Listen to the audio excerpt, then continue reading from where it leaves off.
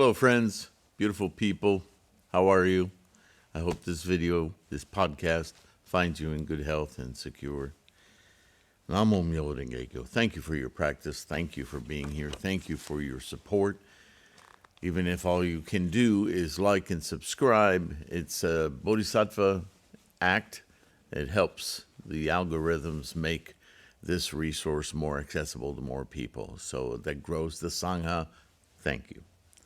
I was made aware of a little glitch on the lulu.com book site, whether it's an electronic or an ebook or a print book.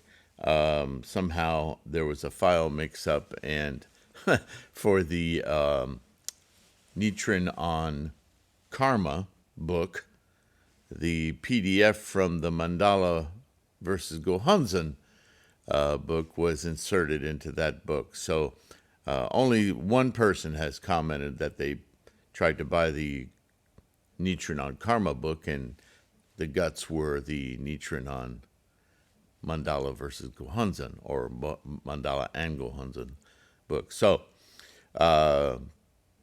for that person, I'm having them send me their emailing me their email address, so I can just send them the correct PDF, so they don't incur any further costs or anything. It's upsetting, and I hope it doesn't deter you. These things happen, but I will. If you let me know, I'll address it right away. Okay, just so you know. Now we read at some point about the three treasures in this letter that we're reading right now, this Go Show. And now we're going to define those three treasures a little bit more.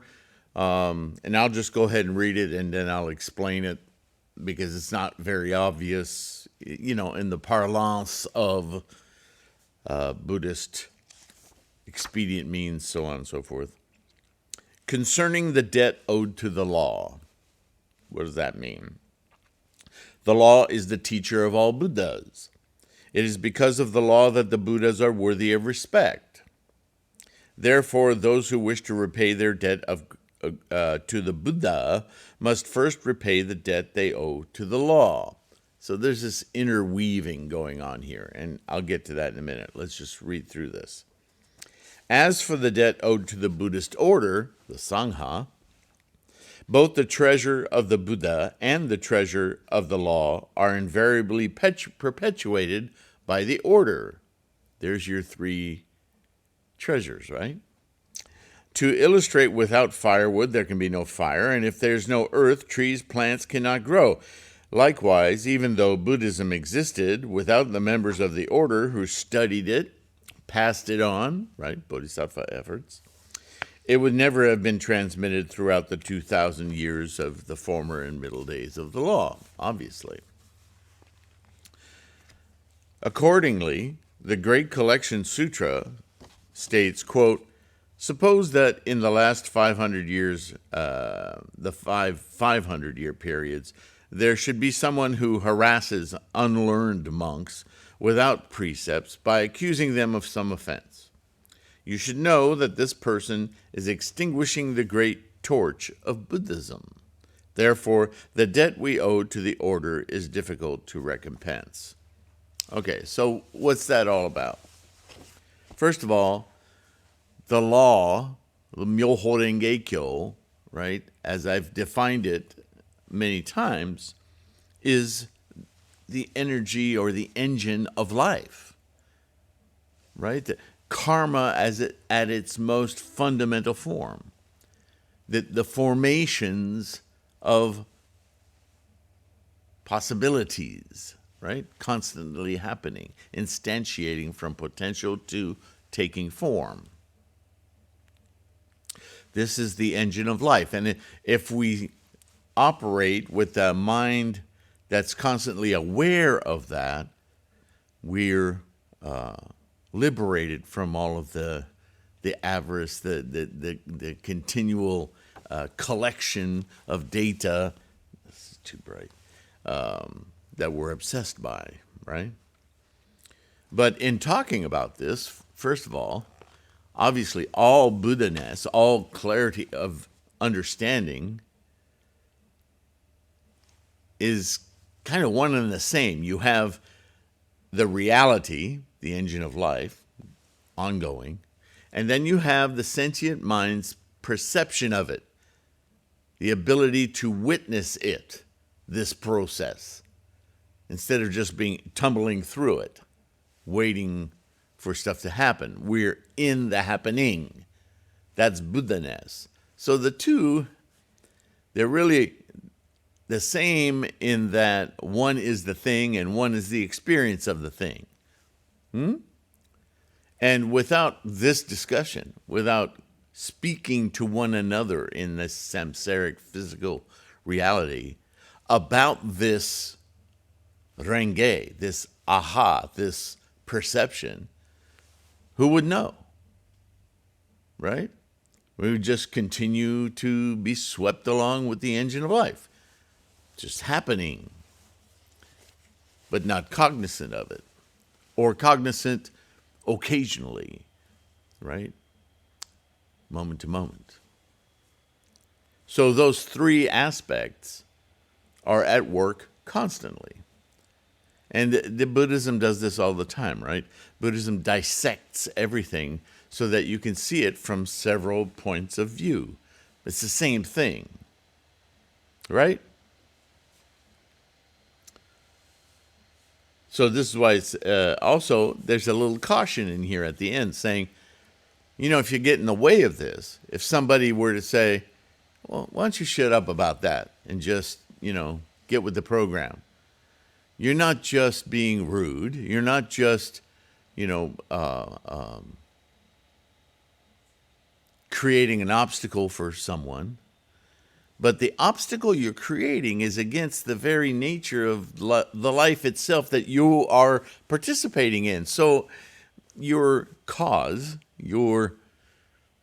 not yours, but whoever is doing that, right, that stifling, has much greater implication, right? So Nichiren continues, thus it is imperative that one repay one's debt of gratitude to the three treasures. In ancient times, there were sages such as the boy Snow Mountains, Bodhisattva Ever Wailing, Bodhisattva Medicine King, the King Universal Brightness, all of whom offered their lives in order to make such repayment. This is the depth of,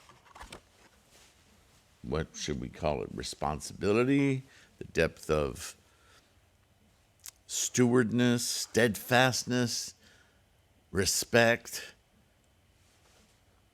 for this engine of life of which we're all manifestations constantly, moment to moment. What an amazing realization, constantly, right? In other words, the offering of one's life is really the offering of one's attachments. They're part of life, of samsaric life, but they are unnecessary in order for us to realize the incredible moment-to-moment process that we're living, that we're,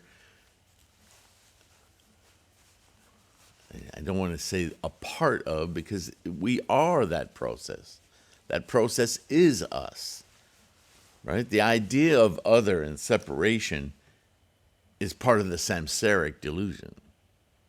It's really hard to identify that clear, precipitous break. And every time we chant Namo Myo Renge Kyo with focused Myoho on that Gohonzon mind, that's that portal that we instantiate moment to moment, yeah? The first offered his body as food to a demon. The second sold his own blood and marrow. The third burned his arms, and the fourth was ready to part with his head. Ordinary people in this latter age, however, though receiving the benefits of the three treasures, completely neglect how to repay them. So what does he mean by repaying? There's all these examples you could say, well, they're offering up chunks of their body. That's not what's the intent here, what the message is. It's a dedication, it's a determination, it's a commitment. And we have all kinds of cliches about commitment in the modern world, right? It's legend. But commitment, ultimately, to the very process that is life, how could you have a greater commitment? That would be the ultimate, right? So that's what this is talking about. How then can they attain the Buddha way? If they're not committed, then how can they reach the pinnacle of life experience to really experience Buddhaness? Right? The contemplation on the mind ground, the Brahma net, and other sutra states that those who study Buddhism and receive the precepts of perfect and immediate enlightenment must repay the 4 debts of gratitude without fail. I am but an ignorant, ordinary person made of flesh and blood. Again, Nichiren, his humility, yes? Understanding that this bodily form, though useful and entertaining and also fragile, isn't the point of life. The point of life for us samsaric beings with a sentient mind is to understand the physicality, the body, universal, not just this little assemblage that provides for us that unique ability to be conscious of Buddhaness. Yes, this life, this body, very essential, very new. Yes, all of that. The point is that the perception, the experience of Buddhaness is so much greater, so much more immense, owing to this samsaric physical process, but not contained within the limitations of this very same physical body. This is a moment-to-moment gargantuan experience. Bringing that to mind, yeah? Now he's saying, I'm just an ordinary person, just like you and everyone else. I'm just flesh and blood. But that's not what we're talking about, this body. That's why the offerings of arms and burning flesh and all, because this body, this physical apparatus of which the mind emerges, that's its real, this highest purpose. I have not rid myself of even a fraction of the 3 categories of illusion. Of course not.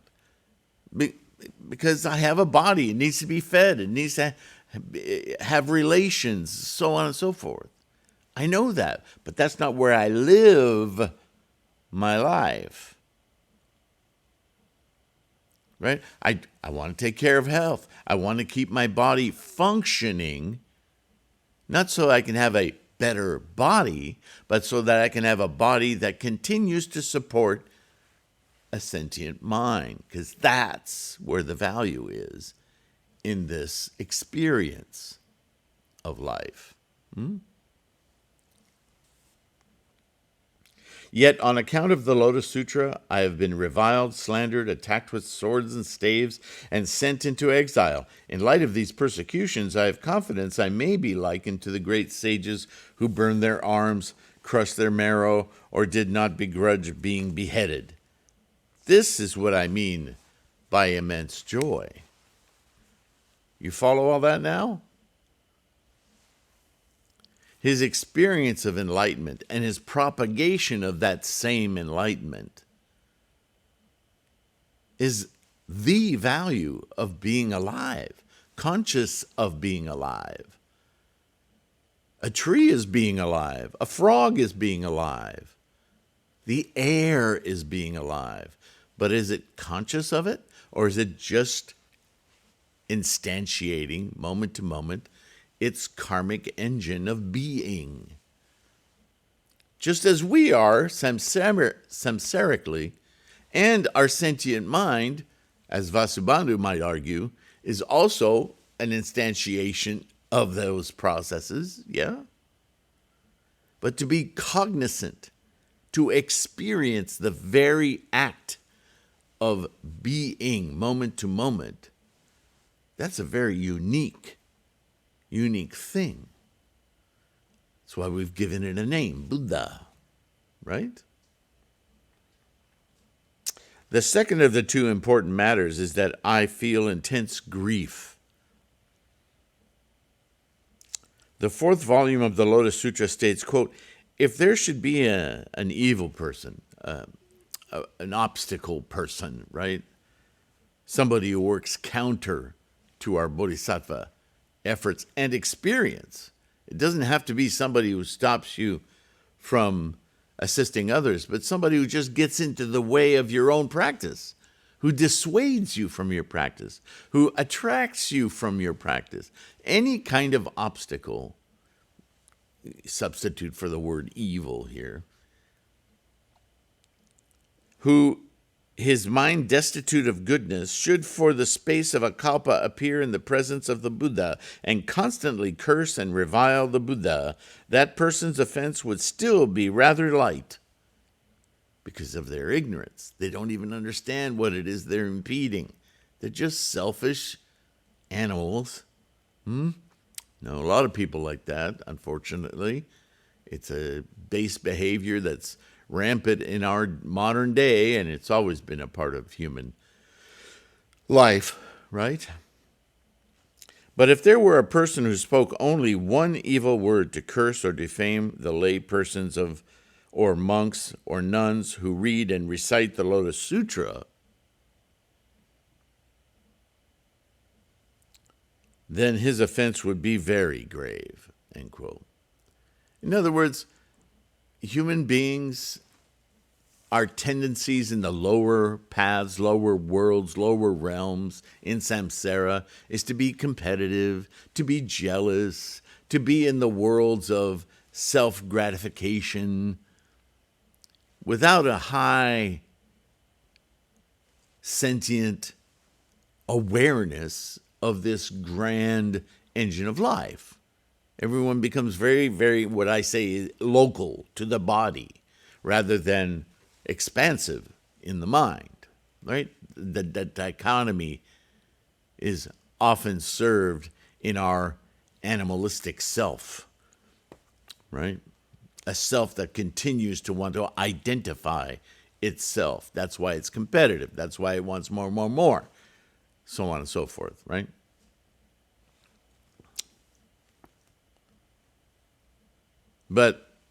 And so there's, people get in each other's way. They're competitive with the world of anger. They're backstabbing, blah, blah, blah, blah. Manipulative. Everyone manipulates for their own gain, yeah.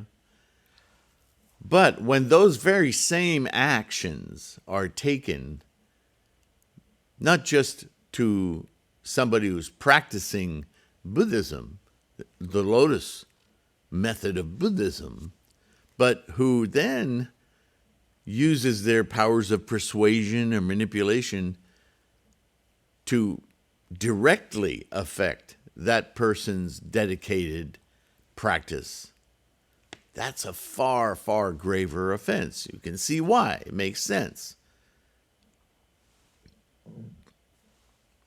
That's a much more serious impedance, right?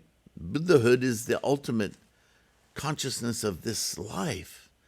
To get in the way of that is to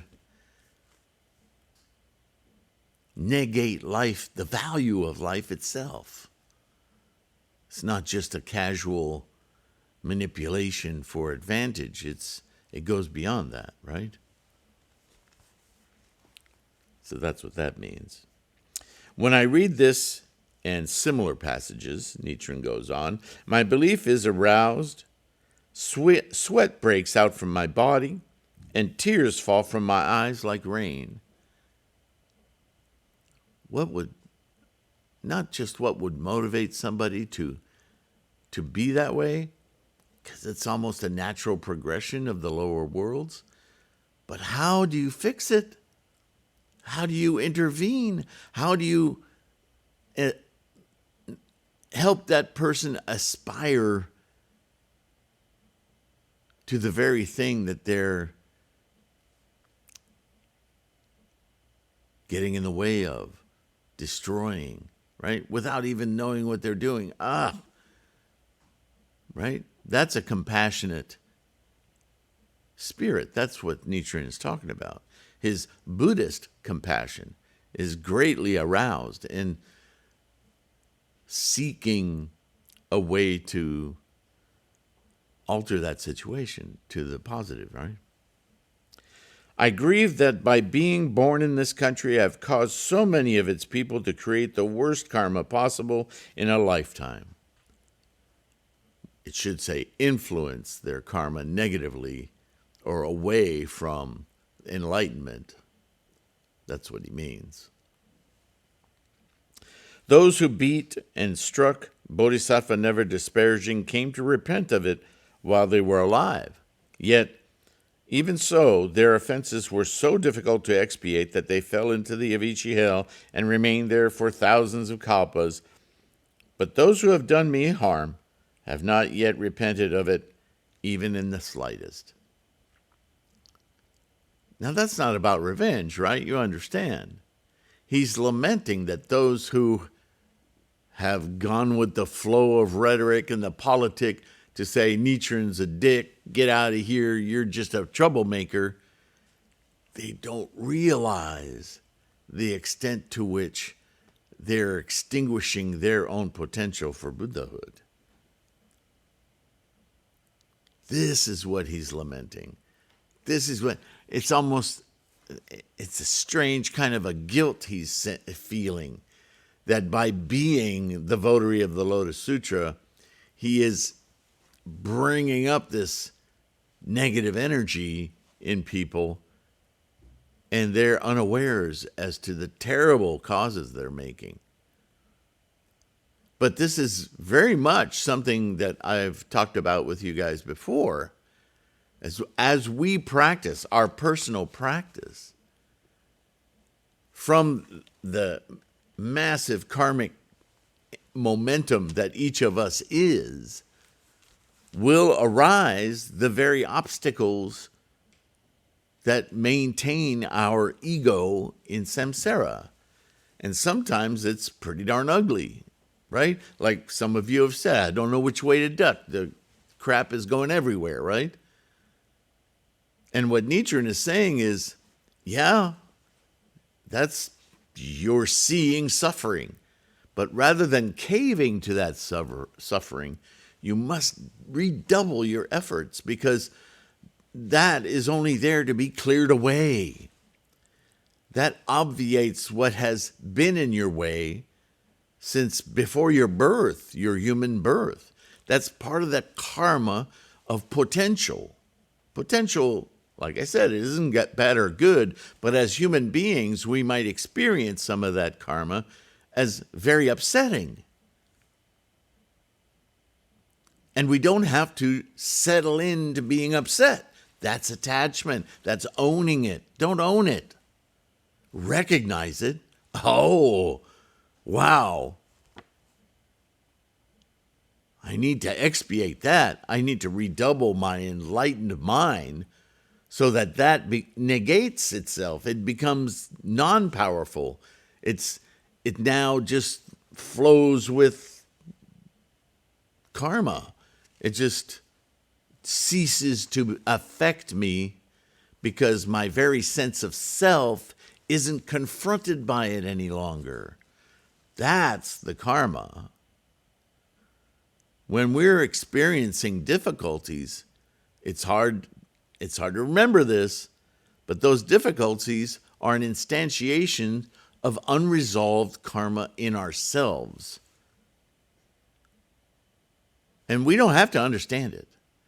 We don't have to know, oh, I attached myself to this when I was 2.5 years old and a dog barked at me and these ideas went through my head and I made them concrete. And they've been sitting in here waiting to get in the way of stuff, waiting to instantiate fear in me. We don't need to know. All we need to know is it's karma. It's energy manifesting.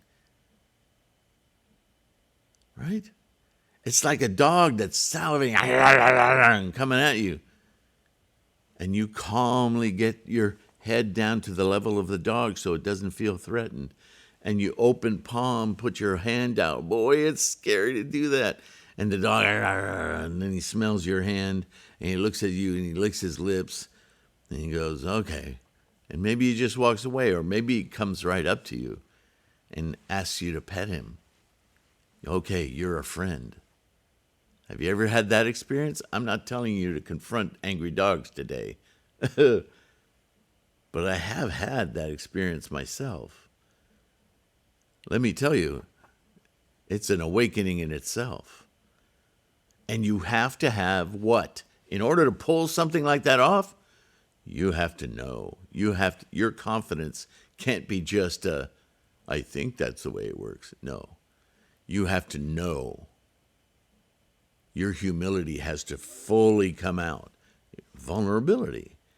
Vulnerability is the tool of changing karma and the way we're attached to it. Namo Myoho Renge Kyo.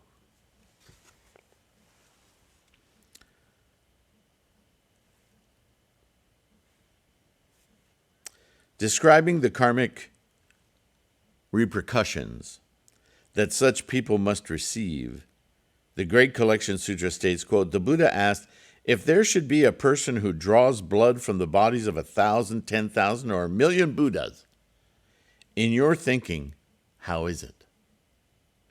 Will they have committed a grave offense or not? And the great King Brahma replied, if a person causes the blood of even a single Buddha to bleed, he will have committed an offense so serious that he will fall into the hell of incessant suffering. And again, the implication, we know, should know by now, hell of incessant suffering is simply an unenlightened or ignorant life, samsaric life, right? Just tumbling along with the momentum, clueless as to how it's working, just responding at every moment to what the thought of the moment might rise as a way to duck, right? Like the fan analogy again, just duck or mollify it or negotiate with it, all of that, samsaric, right? His offense will be unfathomably grave, and he will have to remain in the great Avicii hell for so many kalpas that their number cannot be calculated even by means of counting sticks. Graver still is the offense of a person who would commit by causing the bodies of 10,000 or 1,000,000 Buddhas to bleed.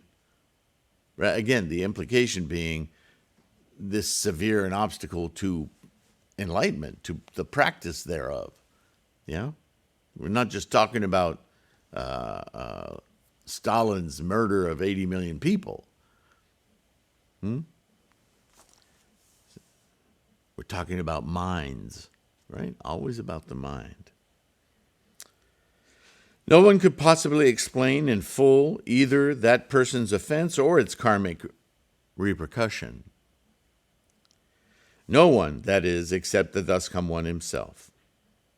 The Buddha said, great King Brahma, suppose there should be a person for my sake, takes the tonsure and wears a surplice, even though he has not at any time received the precepts and therefore observes none. If one harasses him, abuses him, or strikes him with a staff, then that persecutor's offense will be even graver than that of injuring 10,000 or 1,000,000 Buddhas. Ooh. That's how Nichiren ends this letter. Now, this was his first exile. He wrote this while he was in, the Izu Peninsula in Ito. Now, that's an important reminder, and we've read reminders like this before, but what Shakyamuni was saying is,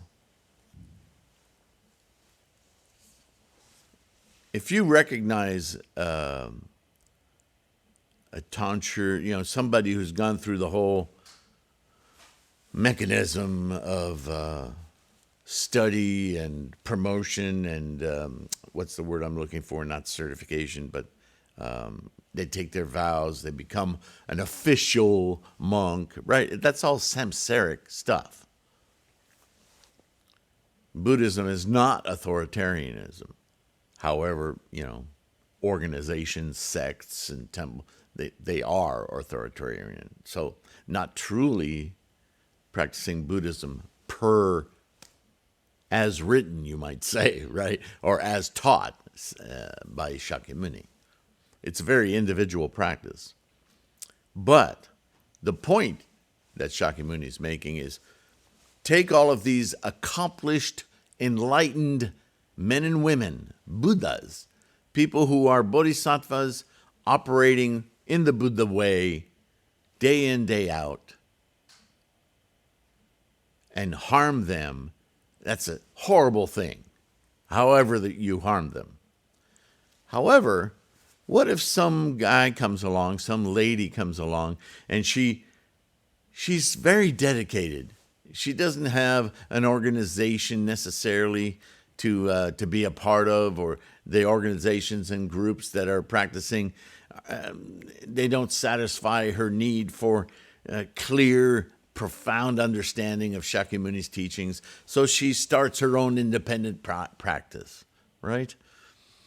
And she does so completely dedicated to truth and the Buddhist teachings and practicing correctly for herself. But as she gains knowledge, Buddha wisdom, more and more over the years, she can't help but introduce to others, some she knows, some total strangers, this practice is amazing. These are the basic tenets. This is how you do it. This is how you find Buddha within your own sentient experience. And she's so convinced by it and so nurtured by it and feels the life changing in her own mind and body that she takes to wearing robes and doing videos and reaching more and more people to encourage them to find their Buddha, their experience of Buddhaness. And what Shakyamuni is saying, if you get in her way, or you insult her, or you try to badmouth her, somehow impede her bodhisattva work, what you're doing is far worse than you're attacking those enlightened, known Buddhas. Isn't that fascinating? So once again, Shakyamuni validates the individual effort. Once again, Buddha points out that it is your practice of your search, your path, your dedicated practice to enlighten your own mind that is of primary value. Buddhas, quote unquote, are already accomplished. They're already enlightened. So if your slings and arrows and your insults and your baggage that you throw at them, it's not going to affect them. They know. They're enlightened. They're just going to witness with Buddhist compassion your ignorant acts. You're really creating your own causes. You're not affecting them, right? And I've talked about this many times.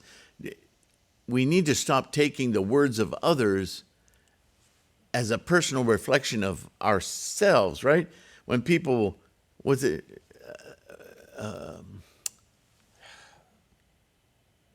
sticks and stones may break my bones, but words will never hurt me. And I would say even the sticks and stones, if you understand that they're being tossed at you by people who are lost, who don't understand the value of their own life, let alone yours. It's not about your life. It's about them expressing their struggle with the value of life. See, that's a lament. That's Buddhist compassion. No, I'm not saying we should accept people throwing stuff at us, but understand that they're coming from a place of their own pain and suffering. That anything they say, no matter how hurtful, is an expression of their hurt. Don't take that on. Don't attach yourself to it. That's samsaric delusion. So if you know this, if you've built your enlightenment, your Buddhaness, to such a strength and omnipresence in your life, and people assail you, it doesn't even penetrate, right? Because you understand that they're just expressing their state of being. It has nothing to do with you. But my example, she is inspired, she is working hard on her enlightenment, and she's sharing with others. She hasn't attained that strong level of Buddhaness. She's vulnerable. And if you get in the way of her progress,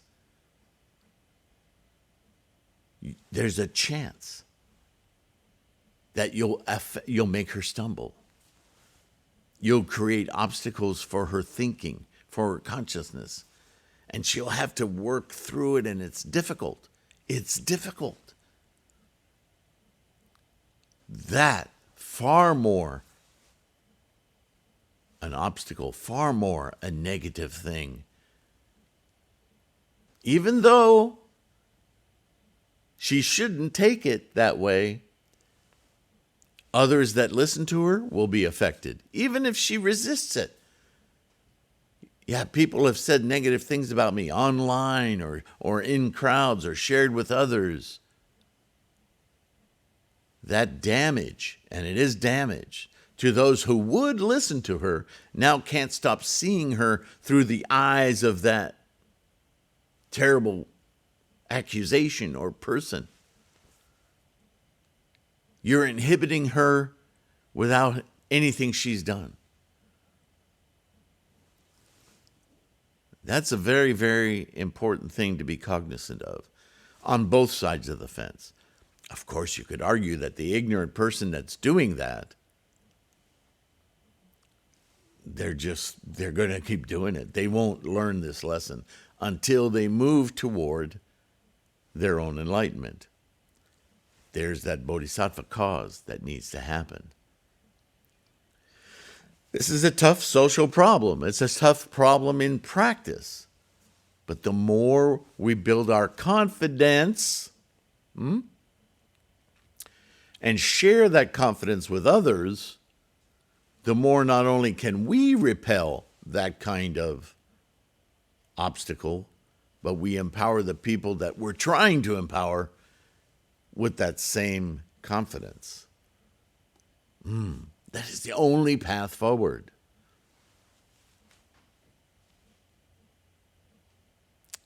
I hope that came across in this Go Show. Of course, what we're talking about here, as I've mentioned several times, is karma, fundamental energy manifesting, potential instantiation, karma, formations, and the way we interact with that energy. The energy coming through our environment, as well as the energy manifesting in our own life. They're related. They're not separate. They're intertwined. They're the same thing ultimately. And the only thing, our only ability to address that experience is through our sentient mind, right? Of course, we have the samsaric ability to just get down in the mud and be animals, but that's not why we're practicing, right? We're practicing to raise our consciousness above that, to embrace that, to extend a hand of friendship, to have love rather than conflict. Right? Love and conflict, they're two opposite things. I know we use that word love to mean a lot of samsaric things, but drop that notion for a moment. Just see love as the awesome energy of formations. Forget what's formed. Just look at the energy of formations. It's mind-blowing, right? The moment there's form, then samsara attaches all sorts of stuff to it. Can't even define innumerable, immeasurable, those words in Buddhism. That's what they're meaning. That for every sentient mind, in every single moment, interpretations of instantiations, there's just no end. And because of that, it's a huge whirlwind, a trap that keeps us chasing our tails, really. To develop our sentient mind, our Buddhaness, can see this as it's happening, and like a parent or a sovereign or a teacher, see with clarity, oh, what's needed here is this. What can I do to mollify, to improve, move these, redirect these, influence these energies to realization, right? Thank you for listening. Thank you for being here. Thank you for your practice. Namo Myo Renge Kyo. Most importantly, yeah.